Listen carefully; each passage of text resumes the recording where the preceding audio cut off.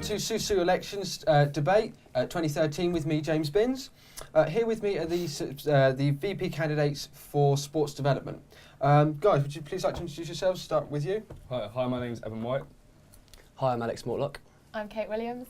And Sam Crabb. Excellent. Okay, guys.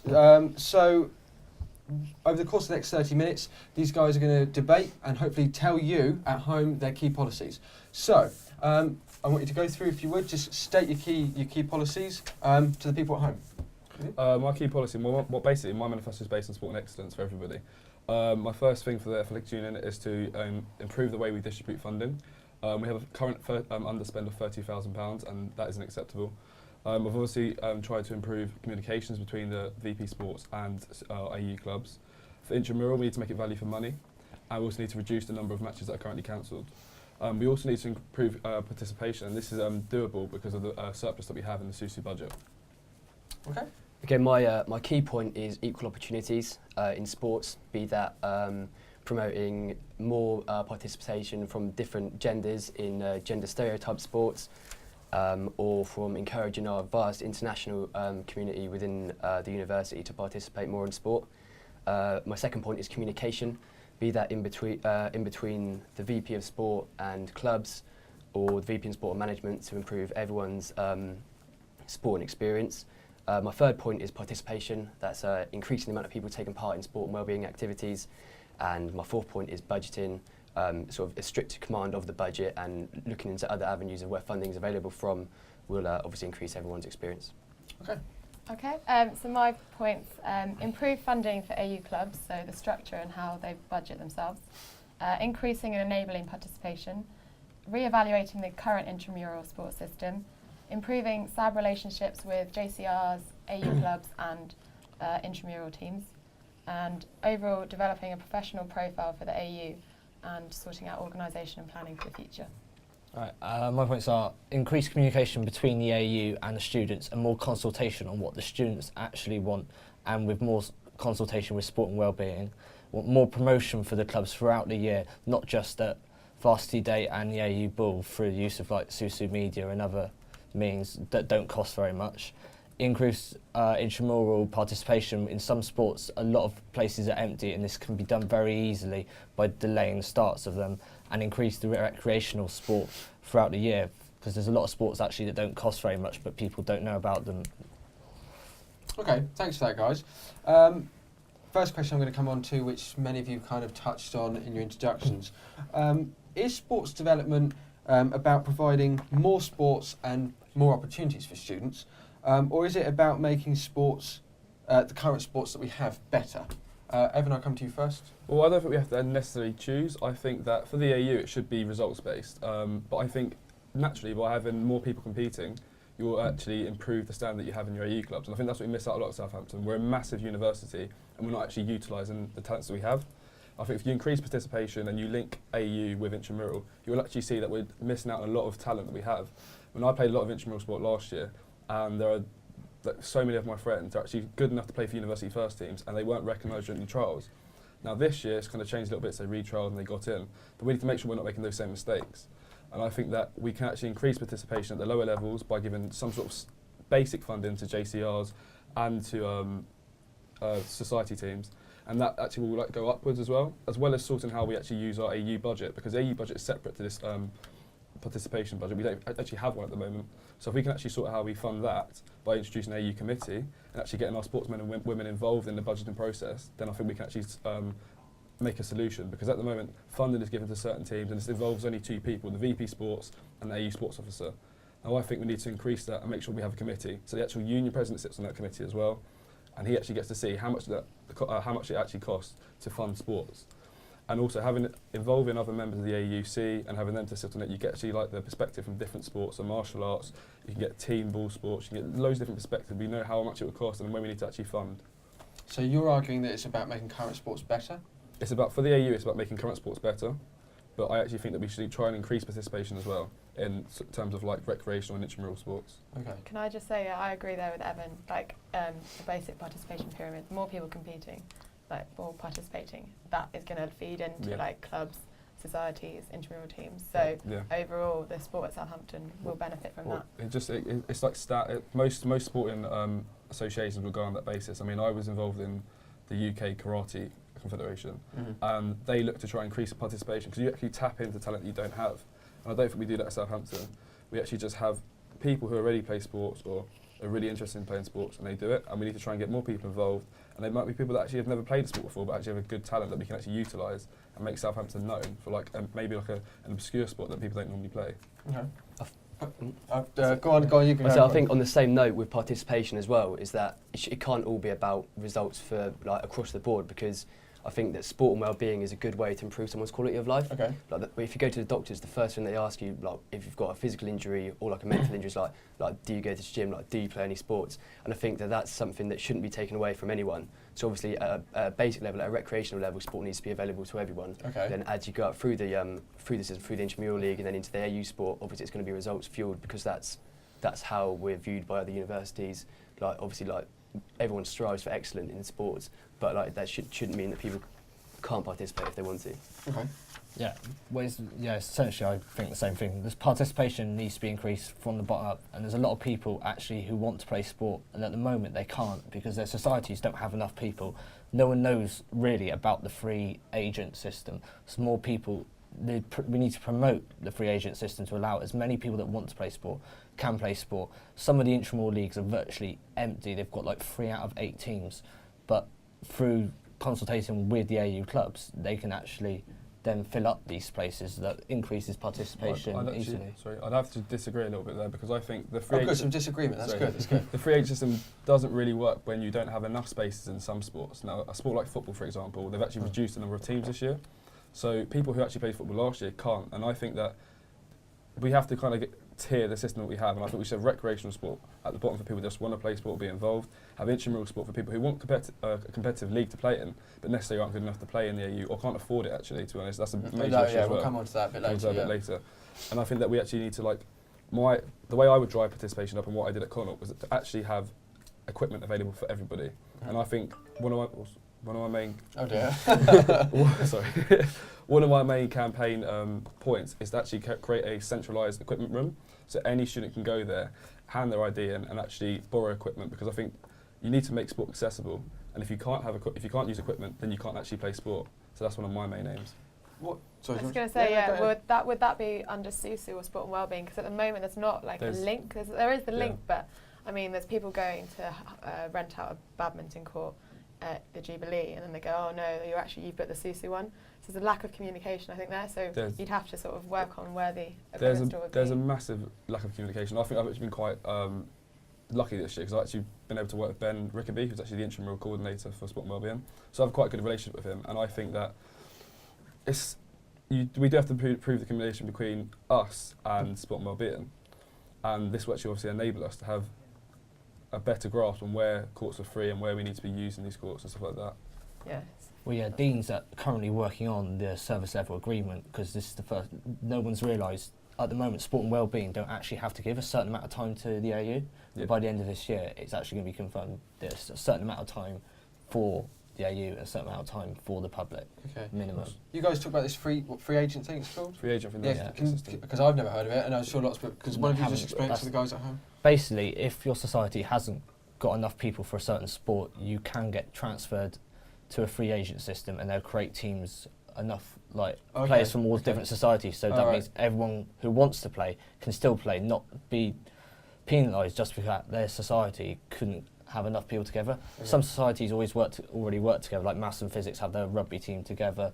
Nurses and engineers work together on because they lack. It's just communication, isn't it? Getting people there's so many initiatives in place, so many even facilities and stuff that are available to people within the sport and wellbeing bracket that just haven't been communicated properly to people, haven't been promoted properly, and consequently people are missing out because of it. Yeah, which is obviously something that I and obviously everyone else here would definitely change. Is that obviously communication needs to be improved. Okay. Touching on some of the things you said, should sports development be about the numbers competing, or should it be about the results achieved? I'll come to you first on this. What do you think? I think, as I mentioned earlier, that obviously it needs to be put into the context of what level of sport you're talking about and what sport you're talking about. Obviously, you you can't put it into that sort of like you can't say it's just about the results achieved, like in a sport that's like less well represented at the university, because there's not going to be enough people there. And then if like the idea is that they're not achieving enough, then what's going to happen to that team?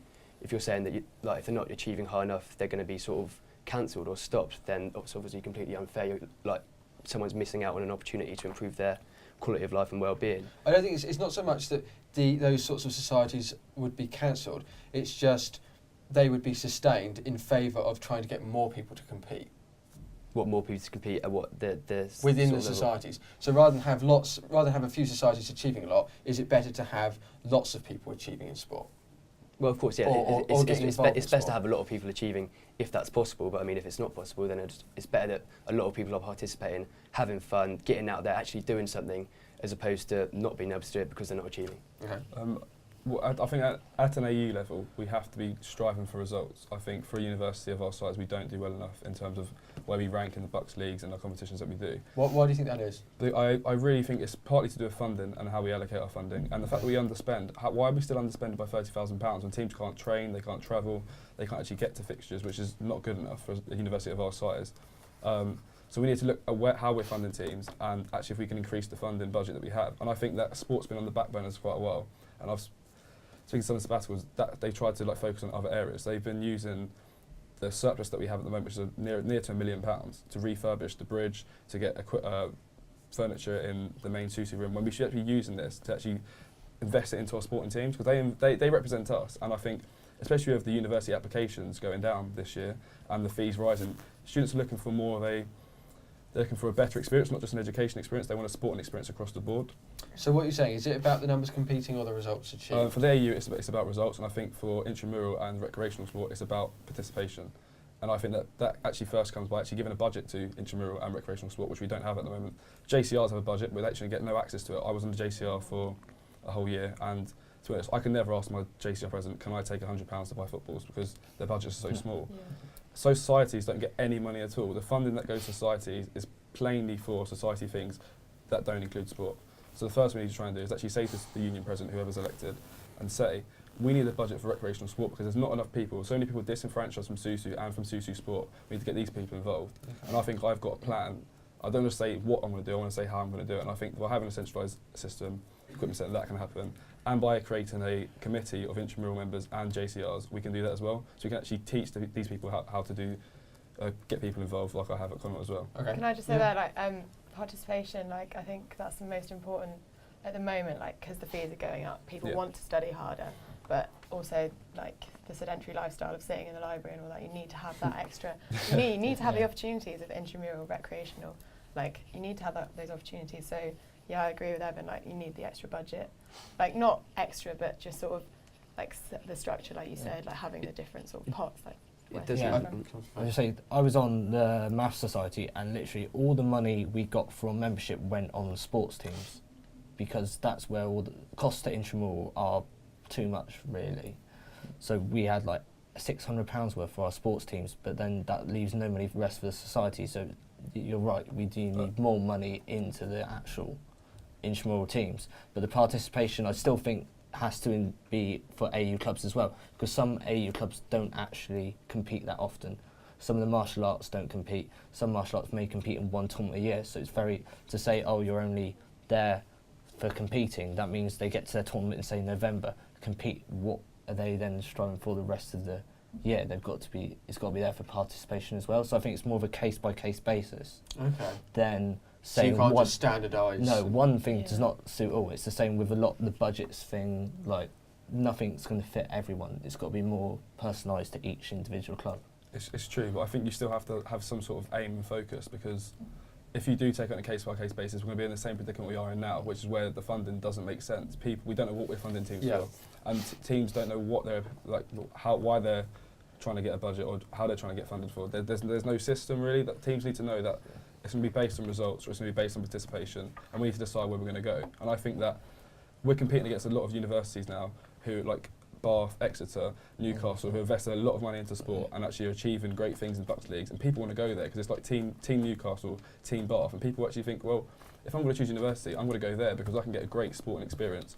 And that perfectly brings us on to the next question.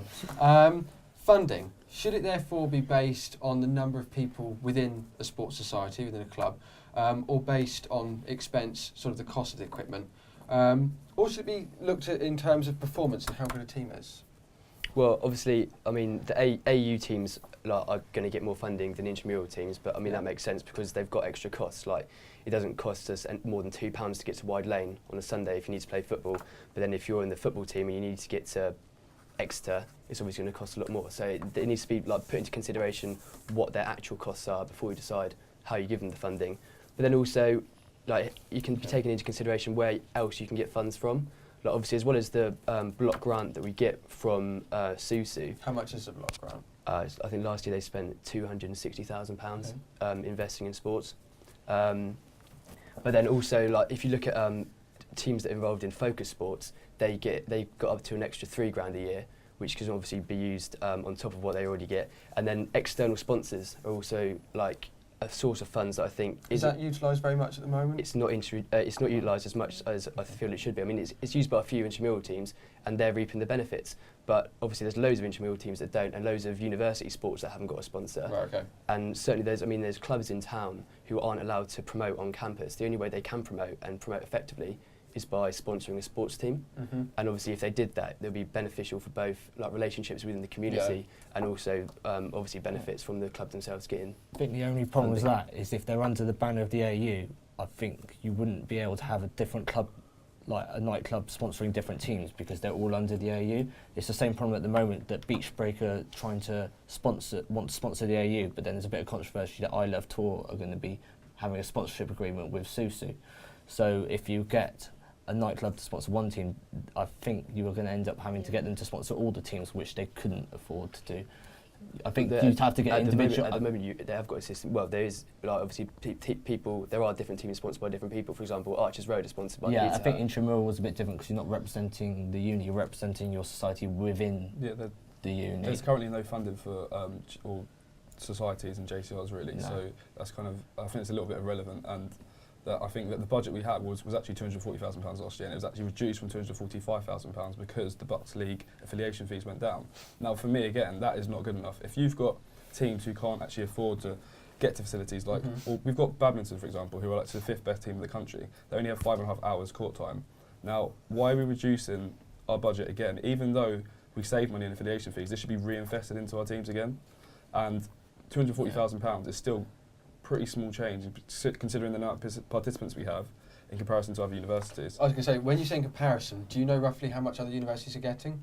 I've not looked exactly, but I know that some universities invested literally hundreds of £1,000s into the intramural system and into the AU leagues as well. Right. If you look at people like the University of Bath, they got their football team into the early stages of the FA Cup 2 years ago, which is just something that you can't imagine like any of our teams competing at that sort of level at the moment without getting extra funding. Okay. Also, I have a bit of an issue with like sport and wellbeing. They make you pay for the gym membership if you want to be part of intramural, and at Exeter it's about £25 to £30 for like the season to play intramural, and that in itself is like, oh, so if I don't want to be part of an AU club, I want to play intramural. It's affordable and it's accessible for people, which is something that Well, I think the first step would be actually try and get 6-month memberships, for example, because at least during that period you're actually going to be playing the sport.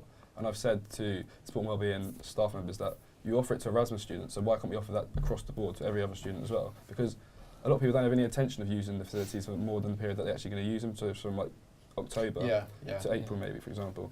So why don't we offer them a membership for that sort of flat rate? Even monthly memberships would be good enough. I'd also come back to the point about focus sport. We need to try and increase it because actually they're thinking about cutting it this year. And if we want to achieve sport and excellence in terms of my plan and my vision, then we need to increase this. We need to increase the amount of elite sportsmen we have, actually invest in hours in training and preparation and conditioning. So rather than spending £6,000 and trying to cut that, we should actually try and increase that across the board. We actually have time from 6 till 7 and 8 till 9 every single day of the week, so we could actually increase the programme to 5 teams. Okay. Something you've mentioned actually, I think a few of the others mentioned. Should teams get priority then? I mean, so trying to make teams be better. Should teams get priority over court time over individuals at the university who are still paid their gym fee or such? So, what do you guys think of that? Is this like an AAU club or? Any of the It Any- depends, anyone 'cause else. Yeah. with sport and wellbeing, they have to give a certain amount to the public, which a student on their own counts as a member of the public, which is what Dean's working on, the service level group. There is only they can't give all the sessions to the teams, which it would, obviously that would help the team so much, but there is a limit to how many hours the teams can have, But I think Right. because they have to have a certain amount to the public, because it was public money that was spent on Jubilee. Okay. But in a way, it's sort of this. I mean, there's a system in place at the moment with fine tuning and better communication can work, because obviously the AU clubs, certainly boxing, we give in at the start of term, like we've been allotted our times and like when we can have it, and we know that on a Monday we've got the Cube a certain time, on a Friday and a Sunday we've got Glenelg Hall at a certain time, which means that we're pretty much sorted from that perspective. And it's the same with like other teams training. So then the times that are left, like it's sort of up to individuals to be able to utilise them if they can. Okay. Anything you want to say on that? Well, I suppose a big problem with the team training, obviously, this year was not the use of the old sports hall, which is affected. Yeah, that's amount. yeah. But Even that, the exams, didn't it? yeah, affects us, that yeah. is going to be that should be sorted by Easter. So it'll be, but they're going to put on new flooring that should soak up water if anything happens again. So it should be all start next year. Everyone will be able to have, and also that will cut costs because people aren't having to travel Right. Okay. to like other schools where, Yeah, which has happened with I think. which also decrease participation because some of the people aren't dancing willing societies. Yeah. to go like out there. And Yeah. Well, I was going to say, our relationship with sport and wellbeing probably isn't good enough in terms of how we can actually get our AU clubs onto the training pitch or courts. And I'm saying, with a £30,000 underspend in the AU budget, why are we not investing in our teams to go and use external facilities at local leisure centres, for example? Spoken to quite a few AU captains, they're really open to the idea. They're prepared to travel. They just want to have somewhere where they can train. And that's not good enough. So £30,000 underspend means that we should be able to offer these out to our teams, offer them more coaching, offer them places to train. And we should actually have more facilities at Southampton, for example. Our gym is so congested, and we have that £1 million reserve, or near to £1 million, and we're using it on, well, the new plan is to actually invest in a new projector for the Union Cinema. Now, for me, we have thousands of people at this university that play sport. Why are we not investing this in a new sporting project, for example? Well, I've got an idea in my manifesto where it costs between £5,000 and £10,000 to create a warehouse gym. That could be specifically for AU members, and this will obviously take the pressure away from the main gym and actually increase everybody's enjoyment of the facilities at Southampton, and it also gives our AU clubs the chance to actually improve and better themselves. I'd like to say point about minibuses. Have a big Yeah, issue with minibuses. So some of that money maybe like into either sorting out a deal with an external coach company for a cheaper rate for like uni clubs to travel, or just getting in more minibuses. I know like there's a different system for that. I personally don't think just getting more minibuses will solve the problem. I think a lot of teams actually can't afford to travel. Trampoline, for example, they actually had a Bucks fixture or competition recently, and they actually couldn't afford to travel to it. Now, we actually have a system at the moment where we have SUSU giving SUSU money to SUSU AU clubs to use SUSU vehicles. Now, that doesn't really make sense. Yeah. Why don't we just leave that part of the funding out and look at the cost of subsidising our AU teams? We should at least give them actually the basic right to travel to fixtures, and whatever the cost is, try and cover it. I mean, we have a surplus in terms of how much money we spend, and we spend money in other areas, and I think it's actually about time we actually recognise the people who actually invest a lot of time, like yourself, Kate, in managing these big AU clubs, and actually saying, well, look, you've done a good job for us, you're representing us across the country, use the minibuses. But I actually would come back to the point of coaches as well, because a lot of teams have said, well, when I was a fresher, we actually used to go on big coaches together, multiple teams, and it's the whole community spirit. We need to improve the spirit that we have at Southampton for sport. I mean, if you have 2 or 3 teams on a coach, it's inevitably going to be quite funny, a good laugh. I've done it before in sporting journeys, like Tour, for example. And we need to actually start having some sort of brand, like Team Southampton. I know it's pretty basic, but it's just getting everybody involved. Same as what they've got at Solent. And their sport is actually really good at Solent as well. And I think you had something you wanted to say a minute ago. Oh yeah. Just on the point of the warehouse gym. yeah. There's already a team gym at Wide Lane, which is obviously it's for the use of AU's teams, but also for the use of everyone that's got a sport and wellbeing membership, and it's already not being used.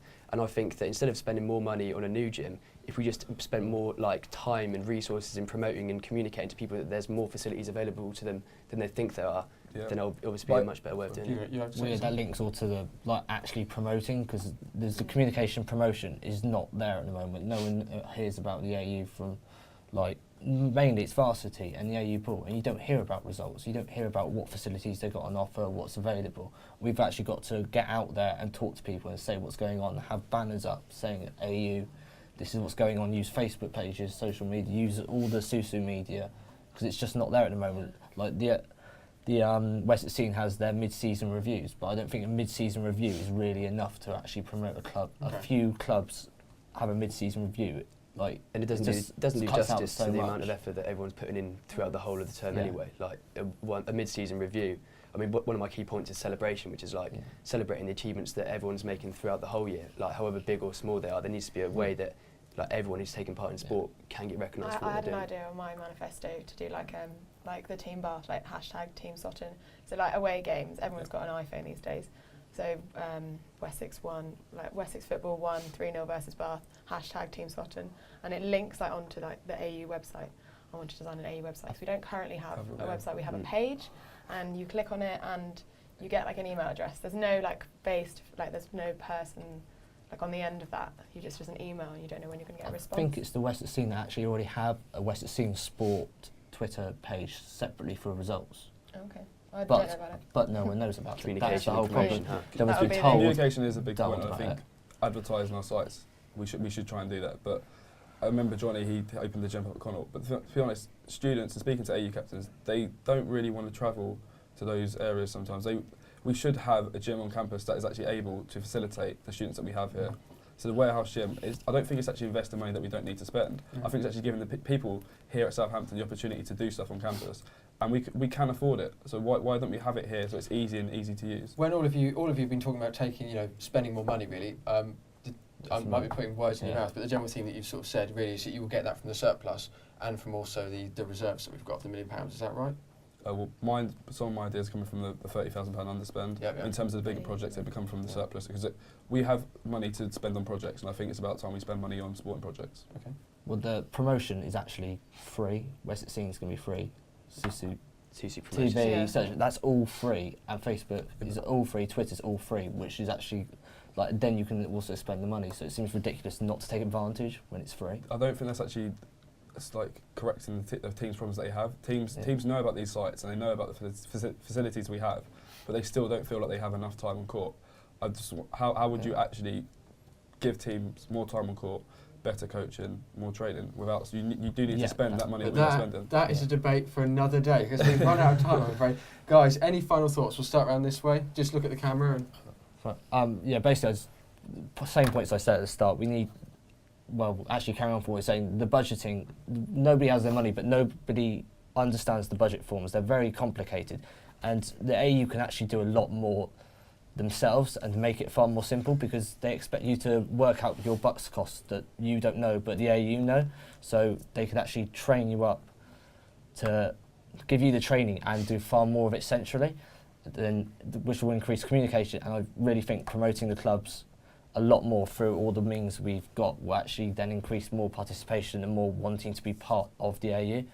And then also like celebrations, the one time of the year at the AU Ball is not enough to find out about things. Like having to wait a year to find out that someone's done really well is far too late. So we need to have more of maybe like an event at Christmas and another one at Easter, because just one night of the year isn't enough. Thank you. Yeah, and the amount of money spent on that as well. I want to improve funding for AU clubs, increase participation in intramural, and overall just develop a professional profile for the AU at Southampton. Thank you. Short and snappy. I like that. Yeah. I want to promote communication, participation, progression, and celebration, and along with equal opportunities for all in sports. My manifesto is about sporting excellence for all. So this just doesn't mean top 10 bucks results, it also means catering to every single student's needs. I also think that I'm the only candidate that has a actual plan that can say how I'm going to do stuff, why I'm going to do stuff, and what I'm going to change. I think all of us can agree on the sort of things that need to be changed. I think it's how we're going to implement them, because we can't have another VP Sports or somebody that comes in that doesn't actually can't hit the ground running with the ideas that they want to implement. Excellent, thank you guys. All the best to you all. I will be voting for you, just I'm not, don't know in which order. Thank you again at home for joining us. Please tune in again next time for another debate. Until next time, we'll see you soon.